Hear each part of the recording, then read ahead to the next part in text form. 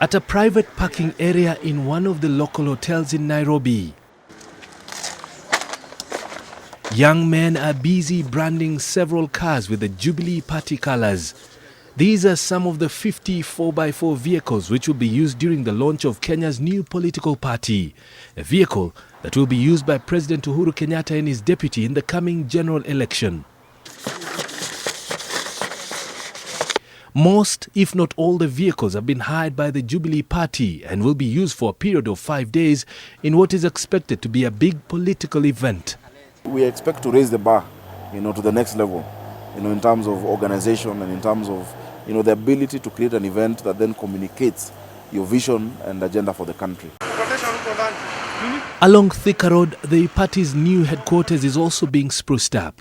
The entire building, which has 7 floors, has been taken up by Jubilee and will house officials from all the parties that will be dissolved this week to form the Jubilee Party.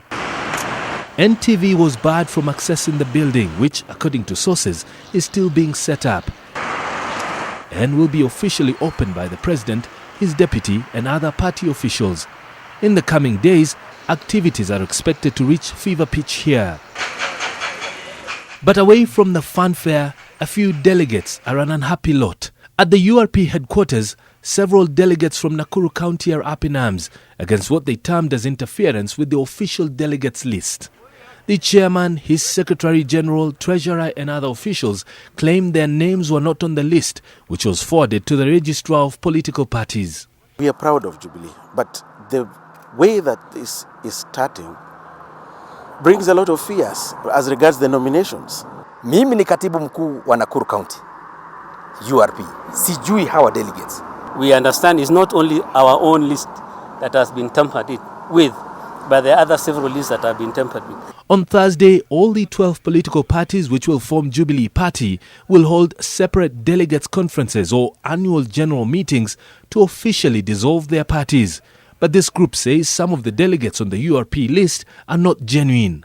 Nakuru haitakubali tena kugawanywa katika makabila. URP ya Mheshimiwa Deputy President iko na makabila yote. URP's Secretary General Fred Muteti, however, says the anomaly, which had also affected 10 other counties, has since been rectified. Today I have met more than 10 counties, of course with issues. We had a meeting with Nakuru. I'm just from meeting Narok. In fact, the MPs of Narok are just here. And we have sorted out all the issues. The problem is the same. It's just the bona fide delegates. No, the problem is the same. Some delegates, you find that they were members of another party. They defected because they were contesting. When they lost in the party helping, they went to another party. So now we are sorting out that. TNA will have the lion's share of delegates come Saturday when the new party is officially launched. But according to its chairman, Johnson Sakaja, all parties that will come together will be equal. So on the first day, each party has its national delegates conference, where each party passes a resolution to dissolve and merge into Jubilee Party. So that will be happening both at Kasarani and at Bomas of Kenya. On the second day, then we'll have all of these delegates then coming together at Kasarani to adopt the resolution of the formation of Jubilee.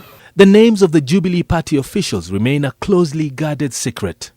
On Thursday, delegates from TNA, URP, New Ford Kenya, APK, Republican Congress, GNU, TIP, among other political parties, will converge at the Bomas of Kenya and Moi Sports Center, Kasarani, where the resolution to dissolve the political parties will be read and passed before all the delegates and their supporters converge at Kasarani for the official launch. But the president and his deputy will be present. But sources say Deputy President William Ruto will be the chief guest. Oh, he's a delegate, he'll come, but on that day, the Deputy President will be the guest of honor. Why? That's just how we've lined it up. If you watched the Democratic Convention, there was a day that was Barack Obama's day, there's a day that was Hillary Clinton, there's a day that was Bill Clinton, and all over. So on day 2, we want the guest of honor then to be the Deputy President, and on day 3, the guest of honor is His Excellency the President. Nimrod Taabu, NTV, Nairobi.